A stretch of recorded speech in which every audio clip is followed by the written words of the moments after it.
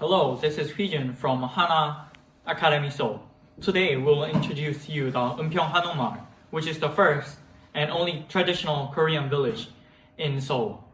The construction of EunPyeong Hanok began on 2008 and it ended on 2013. Since then, visitors across the world have come to take a look. Now let's take a deep look at EunPyeong Hanok, connecting reporter Chris. Hi Chris. Now I will explain the key structural features of Hanok. One of the most distinctive characteristics of Hanok architecture is its wooden frame structure, composed of columns, beams, and rafters. Unlike buildings where walls bear the load, Hanok relies on columns to support the weights of the structure. Beams are placed on the top of the columns, followed by horizontal members and rafters that form the roof. As a result, walls function mainly as partitions rather than load-bearing elements, allowing flexible and open interior spaces. Another important feature is the eaves. In Hanok architecture, the eaves are not merely decorative but play a cultural environmental role. During summer, they block strong sunlight, while in winter, they allow long-angle sunlight to enter the interior.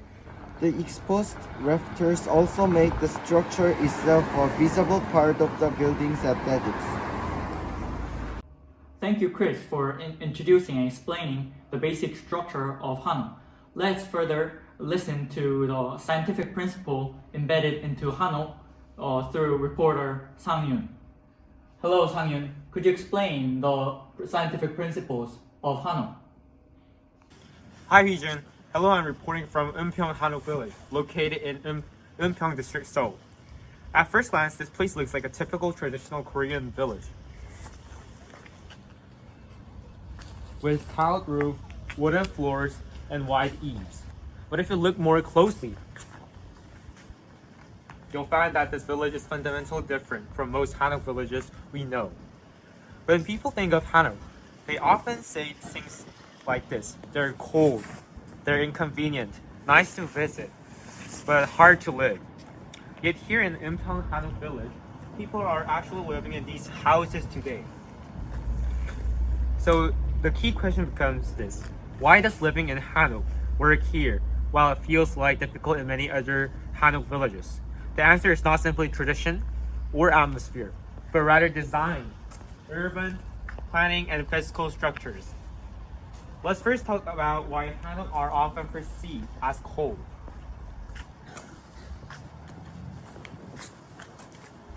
The issue is not the absence of heating. The traditional Hanok already use underfloor heating systems known as ondol. The real problem is that heat escapes too easily. Traditional Hanok typically have thin walls, many gaps around doors and windows, and large surfaces exposes to outside air. As a result, even when heating is on, the warmth doesn't stay inside for long. EunPyeong Hanok Village approached this problem differently. Instead of accepting coldness as part of tradition, the designers focused on reducing the passes through which heat escapes. Insulation was reinforced inside the walls. Windows retained the traditional appearance but performed like modern owns, and air leakage around the doors and frames was carefully minimized. In other words, these houses were designed not to produce more heat but to lose less heat. But there's another important factor. Even with good institution, if doors open constantly and people move in and out all day, heat will inevitably escape. This is where the difference between individual houses and the village as a whole became clear. The most distinctive feature of EunPyeong Hanok Village is that it was planned as Hanok Village from the beginning. In places like Uchon or Jeonju, the city structure came first and Hanok simply remained within it. That's why alleys are narrow and residential life, tourism, and traffic often collide. EunPyeong is the opposite. Here, planners first decided road-wise, pedestrian paths, vehicle access, and even emergency and fire routes. Only then were Hanok placed within that structure. So EunPyeong is not a village that formed naturally as houses accumulated. It is a village where the structure came first and houses followed. Because of this layout, large-scale tourism does not easily penetrate the village, and commercial facilities are naturally limited. EunPyeong is quiet not by chance, but because it was designed to remain quiet. And instead of protecting residents through strict regulations, the village protects everyday life through its urban structure itself. To sum up, EunPyeong Hanok Village is not simple restoration of traditional houses. It is a carefully planned experiment that reduces thermal weakness through design, considers daily living patterns and energy efficiency, and places residents' quality of life at the core of urban planning. This is why EunPyeong can be seen not as a traditional village preserved in time, but as a modern residential model built with traditional architecture. Thank you, Sang-in, for analyzing and explaining the scientific principle embedded into Hanok. Now, near the EunPyeong Hanok Mall, there is a temple called Jingwansa, and let's take a look at Jingwansa. Hi, Seung-jin, could you explain Jingwansa? From EunPyeong Hanok Village in Seoul, this has been your report. Located near Seoul, the capital city of South Korea, Jingwansa Temple is a quiet Buddhist temple surrounded by mountains. But behind this peaceful scenery, too lies a powerful story of kings, wars, and the fight for independence. Jingwansa was founded in the early 11th century during the Goryeo dynasty over 1,000 years ago. At that time, a young prince named Hyunjong was hiding in this area while escaping political conflicts. After becoming king, he built this temple to express his gratitude. That is why Jingwansa became known as a royal temple.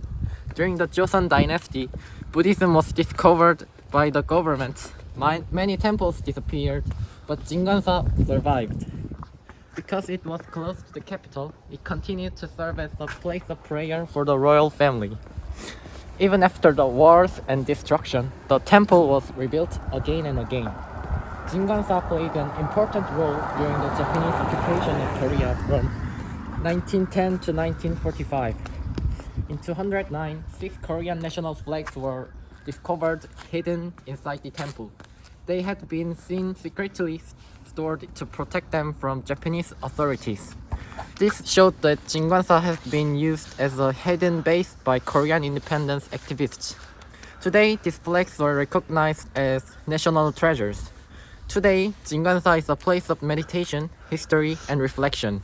Visitors come to experience Korean Buddhist culture and to learn about the cultural struggle for freedom. Jingwansa is not just a temple, it is a place where Korea's royal history, spiritual tradition, and fight for independence come together. Thank you.